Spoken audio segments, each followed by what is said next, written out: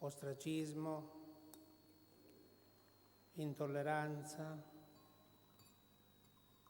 linciaggio, processi inquisitori. Quanto in tutto questo ha pesato l'invidia sociale, anti-intellettuale, sia da parte degli uomini sia da parte delle donne?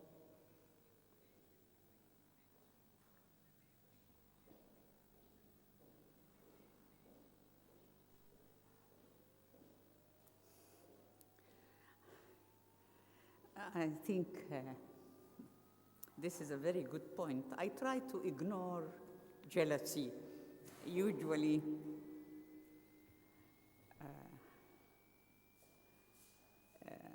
I try in a way to avoid or ignore the existence of jealousy. But it is there, it's reality. It's reality. People are envious, jealous of people who work hard and who are creative. Because they are lazy, they don't work, and they want to have appreciation without working. So when you work hard, when you have a talent, a creative talent, and you work hard, and then you achieve a status, intellectual status, people become envious and jealous of you. It is part of the, I don't speak about human nature, because human nature is changing. It's changing. I don't like to use the word human nature. I use the word motivation. There are a lot of motivation inside the psychology of people to be envious of other people who are successful. I suffered a lot, especially from men and women, but mainly women, which is natural, because patriarchy is based on dividing women, creating conflict between women and women. Divide and rule. How can man rule women? Men cannot rule women unless they divide women. So they create conflict between women and women. And this created, for many women were against me, though I was writing and fighting for the liberation of women. But many women were against me, though I am fighting for their liberation. But this is the irony, this is the paradox, and part of it is jealousy also, and envy. But I think this is universal, yeah. It's universal.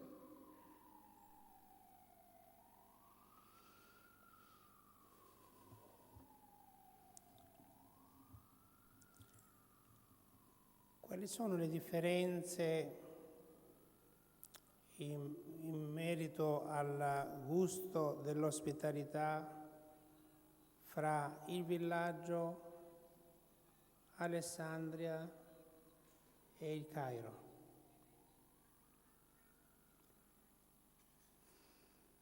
I think the village is much more they have a lot of hospitality. I was very much in love with the family of my father. They were peasant, natural, honest, simple. But the family of my mother in Cairo, they were snobbish, upper class, conceited. So they were not as as having this hospitality as in the village. And up till today, I am very near the simple people, very near. I am a very simple person, very simple in my clothes, in my life. I belong more to the people who are, to the proletariat. I don't belong to the very elite people. Più vicina ai contadini? come la nonna. Of course, I was very near my grandmother, my peasant. She inspired me a lot when I was 5 years old. I was not really inspired by the men and women in my mother family. I was inspired by my mother only, but her family, no. They were very limited, very limited.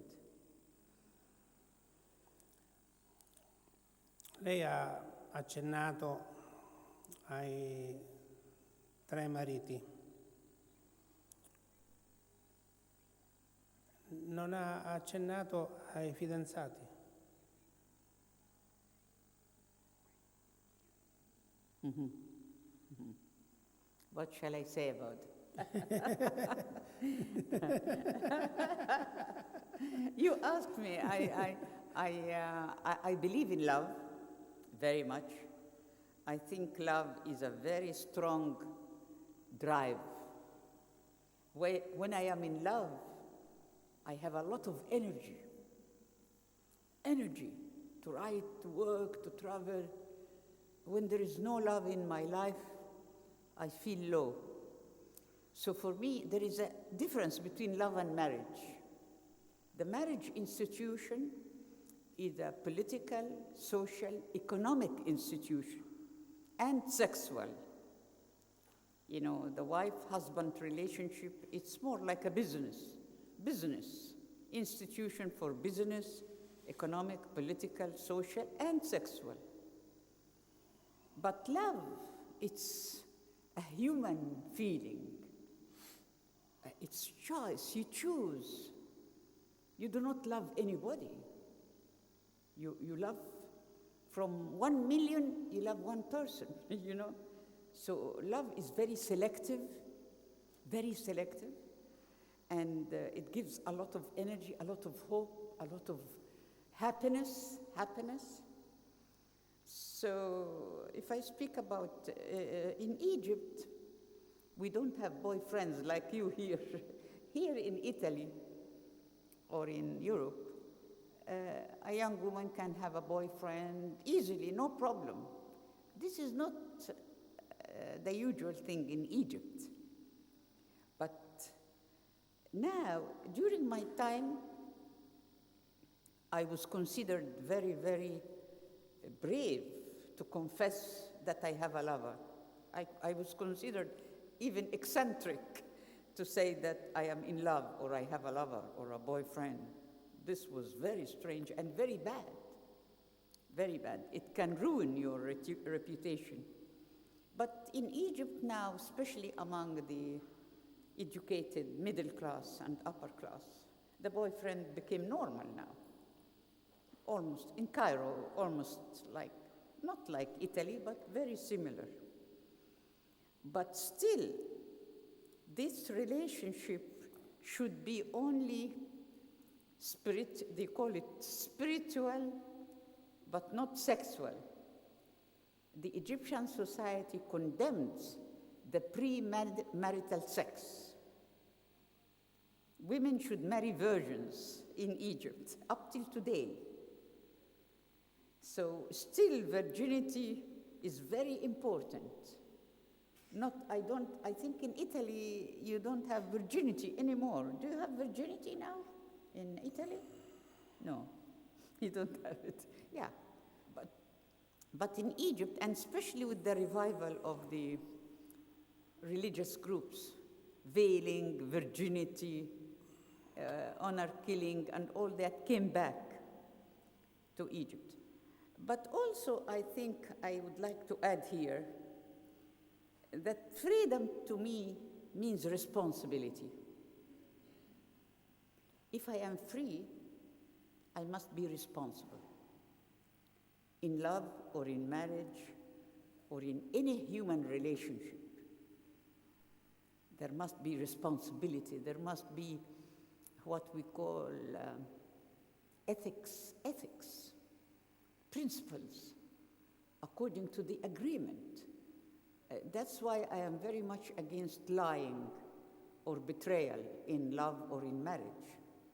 If I have an agreement with my lover or with my fiancé or with my husband, an agreement to do so and so and so, I must respect my agreement because this is ethics. I don't believe in lying because the marriage system is a failure. So you have a lot of betrayals. Husbands and wives, they lie to each other and they have other extramarital relationships, and the wife does not know, the husband does not. I don't agree to that. I like a healthy life with no lying, no deception, and freedom and responsibility are one in relation to you as a mother or wife or doctor or writer. Responsibility. When I write, there is responsibility as a writer, as anything. So freedom, if I am a free writer, it means I am a responsible writer. If I am a free woman or free wife, I must be a responsible wife. You know, that's my attitude.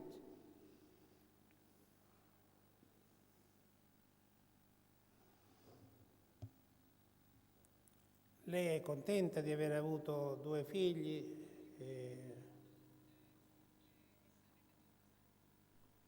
Yes, though I do not really believe very much in having children. I think because sometimes we put a lot of emphasis on children. Everywhere I go, they tell me, do you have children? If I don't have children, it means I am not a woman, you know. My daughter, she doesn't have children.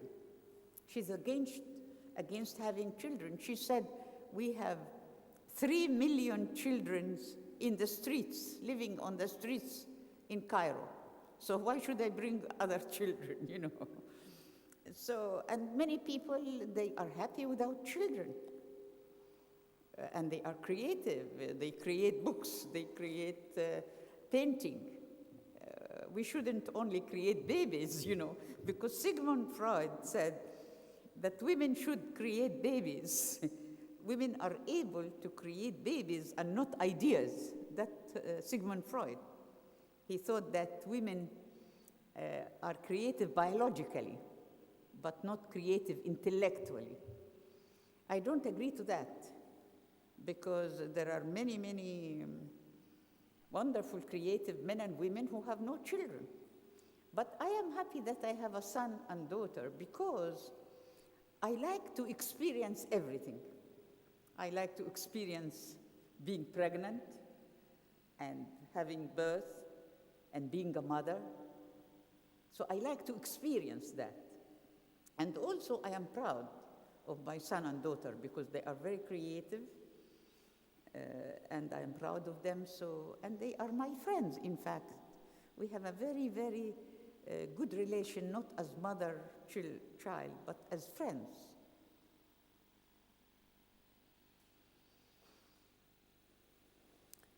A proposito di amici, lei ha avuto in varie epoche importanti amicizie, sia di uomini sia di donne. Of course, yes. Friendship to me is the most important thing in life, even more important than love. In fact, friendship is a type of love. You know, it's another type of love, friendship. Friendship is very important.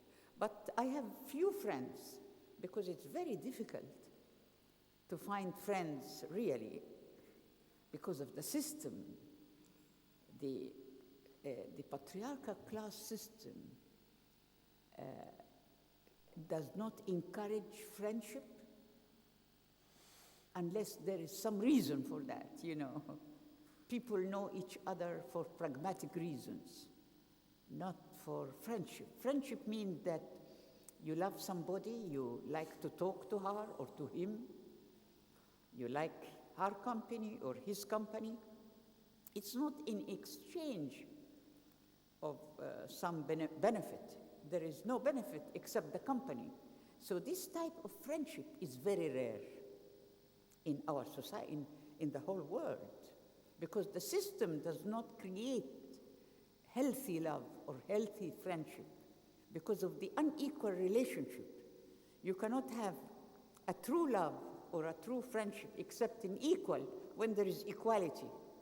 And where is no equality, you cannot have healthy human relationships.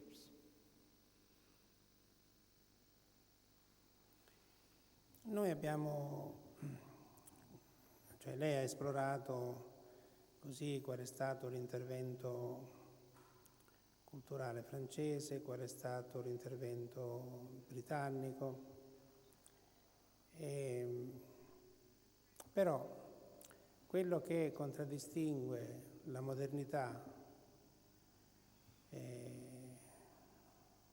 attuale è sempre il Rinascimento. Leonardo da Vinci, Niccolò Machiavelli, Raffaello, Michelangelo, Ludovico Ariosto, ma insomma Leonardo da Vinci. Il confronto dell'arte e della cultura dell'Egitto con il Rinascimento, indipendentemente dall'ideologia francese o dall'ideologia britannica, ha avuto una importanza. Do I think what was important? The Renaissance or what? What's the question? Il confronto da parte di artisti, scrittori, musicisti, con scienziati, con il Rinascimento. Il Rinascimento tra Firenze, Milano, Roma, Urbino, Ferrara, Mantova, Venezia, ha avuto questo confronto, è stato importante per loro, per la cultura, quindi per l'arte in Egitto, tuttora, questo, perché l'ideologia francese, l'illuminismo, poi l'ideologia britannica, però il Rinascimento non c'entra con l'illuminismo, con l'ideologia francese, con Napoleone, non c'entra niente, nemmeno con l'ideologia britannica. Viene prima, è un movimento intellettuale, culturale, artistico, di scrittura. Le donne nel Rinascimento incominciano ad essere artiste, scrittrici per la prima volta in Occidente, le donne veramente importanti in Italia.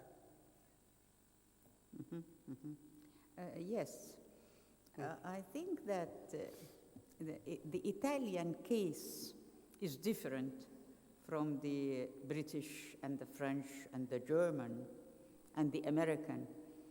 But Italy also was a colonizing country. We cannot ignore that Italy was part of Europe, and Italy had many ambitions, colonial ambitions.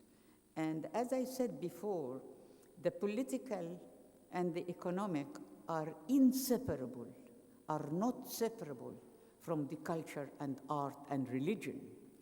Italy also, you have the Vatican, the Rome. It's the heart of the church, the Christian church, the heart block of Christianity in Rome, in the Vatican, the Pope. The Pope is a political figure, a reactionary political figure all the times.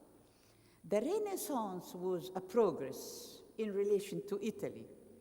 Now in Egypt, we have conflicting ideas about the Renaissance.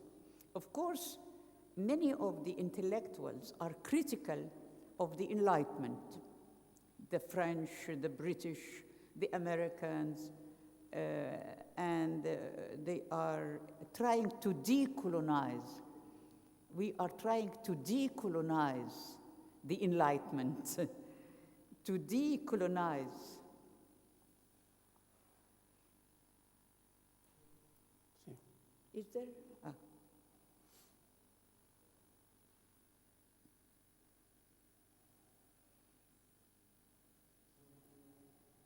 Sì. So,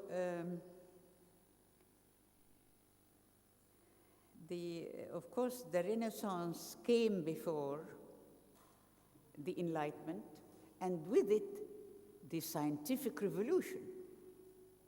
It's very important. We in Egypt, as I said, we follow the scientific progress, the culture, the political, what's happening in Europe, what's happening in the United States, because we are a small country, so we follow. But there is a very important thing in relation to be creative, that we should not imitate, because most of the thinkers and the philosophers and the scientists are in Europe. That's, though Egypt had a very, very intellectual civilization, in fact, Egypt and Greece were avant-garde in ancient times. But now Europe is avant-garde. We are backward. Most of the invention of the aeroplanes, the invention of the computer, most of the scientific inventions happened in Europe, not in our region.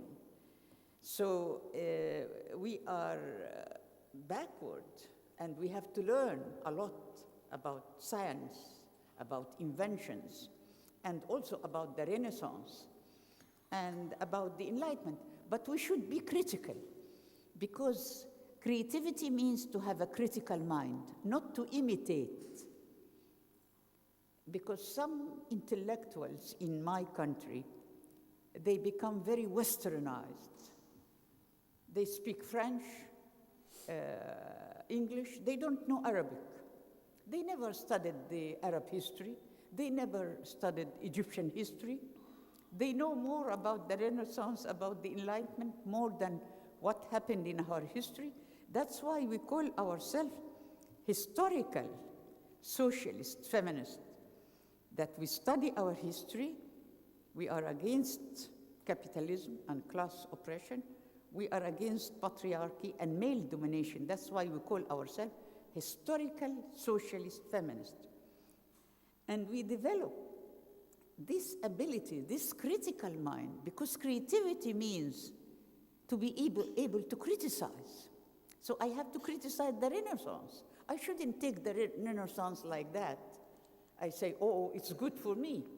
I have to study it very well, critically, and to take the positive things and leave the negative things. We have to do that with all cultural movement.